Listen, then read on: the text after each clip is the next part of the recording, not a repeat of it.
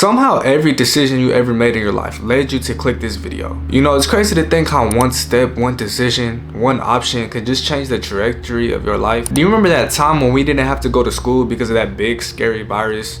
All we had to do was copy the answers from somebody else, upload them to the Google Classroom. Well, during that time, there was a chain of events that led to the worst moments of my life. It almost led me to the point where I wanted to end it all. So you know, in high school, everybody's trying new things. Everybody wants to hang out with their friends, have fun. So I would see my friends getting high nonstop. And I'm gonna be honest, I was very curious and I wanted to feel the same high that they felt. I wanted to laugh the same as them. I just wanted to fit in. I don't know if the schools still do it or if it was just my school, but we had this thing called Red Ribbon Week where like you say no to drugs, say no to peer pressure. Well, I'm gonna be honest, I didn't say no to drugs. I wasn't even peer pressured. If anything, I think I was the one initiating it. I was like, bro, let's all get high. Like, it's gonna be my first time, we're gonna have fun. But you know, that led me to the worst mistake of my life. It ruined my life for a little bit, but it made it better in the end. Tough subject to kind of talk about, because like my body, like physically just can't really deal with it and like the thoughts of what happened, but I'm gonna do it anyway. So you could avoid what I did. So basically we went to our homie's house, you know, smoking it up, getting high, but I didn't feel nothing. And I probably took like 100 hits and I didn't feel nothing at all. Until like maybe 30 minutes later, it all hit at once. I started hallucinating. My chest was beating, you know, I started having paranoia, like all of the above, bro. And I was going insane. Honestly, I should have went to a mental hospital that day, but somehow I didn't. Somehow I made it through the night.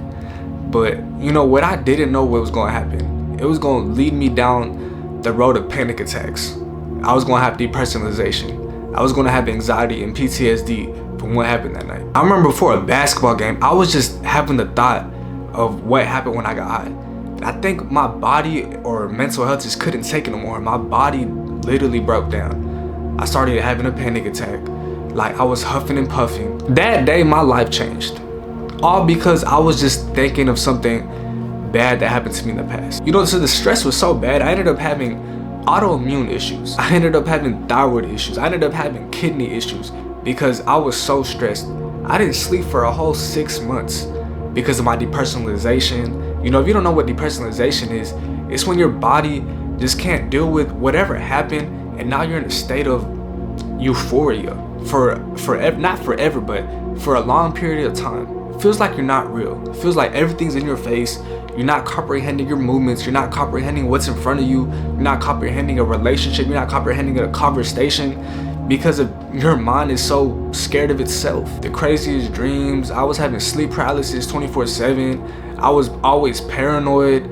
You know, I had the fear of going insane because in reality, I was going insane. If what I went through was with somebody else, I feel like they probably wouldn't make it. I was begging God to take my life. I was begging for it to end as soon as possible. And all these chain of events, I'm gonna be honest, it was the best thing to happen to me. So yeah, I started going to doctors, I started seeing therapists, and none of that helped.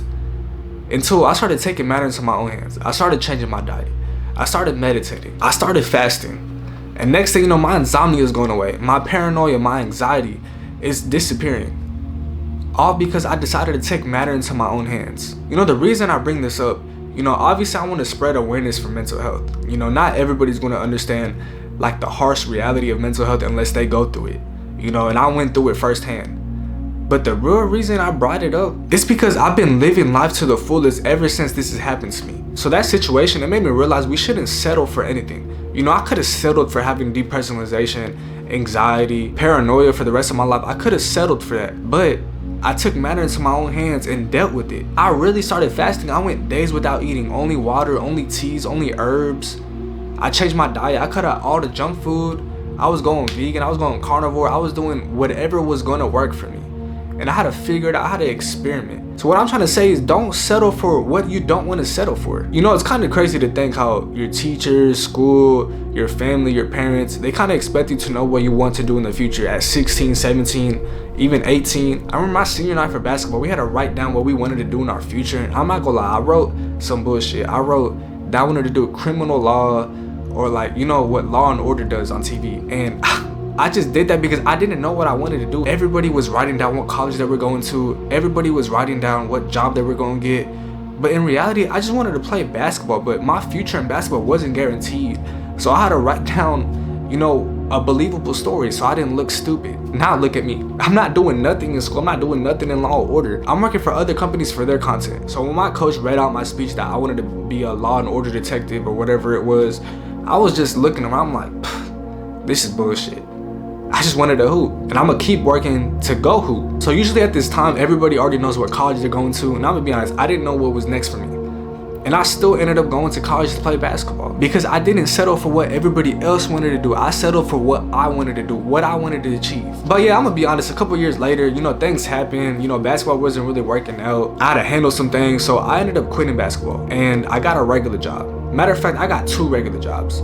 So I was working nonstop. I didn't really know what was next in my life. You know, my parents, my sisters, you know, they wouldn't say it word per word, but they would hint at that I'm a failure just because I dropped out of school. And in reality, if I stayed on the same path as just working a regular job forever, they would have been right. My parents, they always bugged me to go back to school, and I already knew I wasn't going to go back. It got so bad that my parents were just treating me different just because I wasn't in school.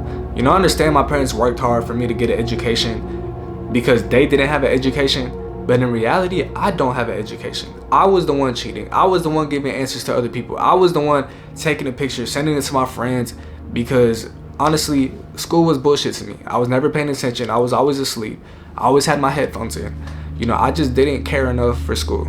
So why would I care enough for school right now? Knowing me, I knew I had to do something out the ordinary. And for me, that was content creation. You know, I see how content creation forms these new businesses.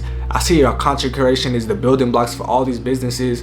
So I'm telling myself, what's something I could do out the ordinary that I could get paid for? So you know how people say you should quit your job and go all in on whatever you want to do, go all in on your business, go all in on your passion. Well, that's what I did. You know, I didn't do it for that long. I did it for like 2 weeks max because, you know, I still need money coming in. I know I wasn't going to get paid immediately. And also, I had to get the bad stages of my YouTube channel out the way. You know, when you first start at something, you're not going to be good. You know, I wasn't good at basketball at first. It took me years to get good or just be decent at that.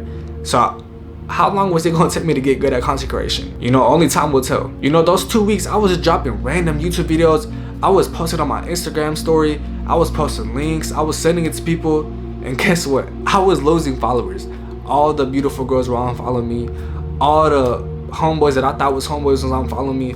All because I was promoting myself, trying to do something different. So I'm glad I quit my job and locked in for 2 weeks, because if I didn't get through that bad stage of the embarrassment, the bad stage of the content creation, maybe I wouldn't be doing content creation right now.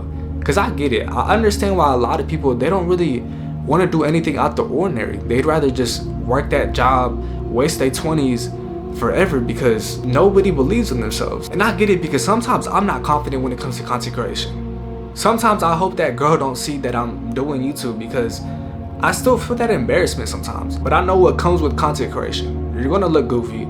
You're gonna be embarrassed. It's okay. I knew I wasn't gonna waste my 20s being scared, feeling embarrassed, caring what other people think. You know, I already had it implanted in my mind that I wasn't gonna waste my 20s feeling sorry for myself, feeling embarrassed, caring what other people think, or feeling scared at that. Because when I look into rich people, content creators, entrepreneurs, they always say they took that risk. They stopped listening to what other people think. They only took advice from people that are in the position they want to be in. So I adapted that mindset. And you know, I'm starting to understand why after college, a lot of people are lost. They get that degree. What's next? Apply to a bunch of jobs, work that job forever. I understand why people hang on to the identity they were in college.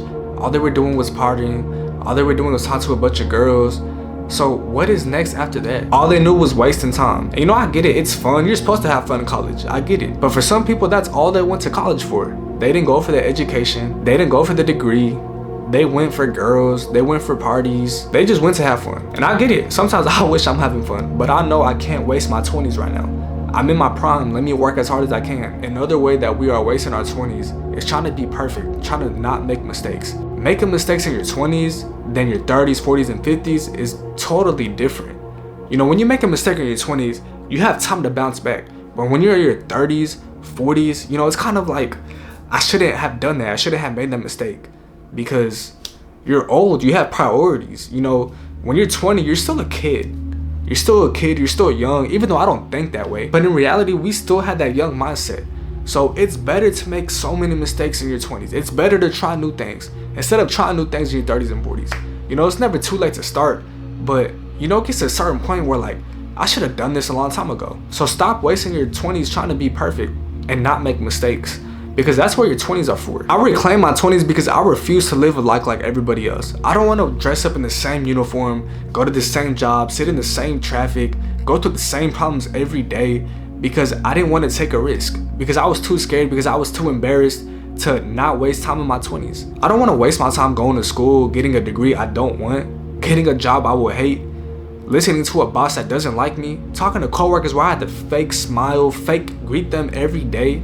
I don't want to live like that. So I refuse to waste my 20s losing. You know, I want to love my life so much where Mondays don't feel like a day where doom happens. You know, everybody's always like, oh my goodness, it's Monday, we have to get through the week. I don't want to live my life like that. I want my life to be the same day every day. Every day is Saturday, every day is Friday, every day is a day off, because I love what I do. So if you made it to this far in the video, you already know that you should stop wasting your life. Stop scrolling through your phone, stop playing video games all the time just to feed your dopamine, and stop waiting for something or waiting for somebody to give you a playbook on how to live your life. Reclaim your time and mind, and in the future, you will be thankful for it.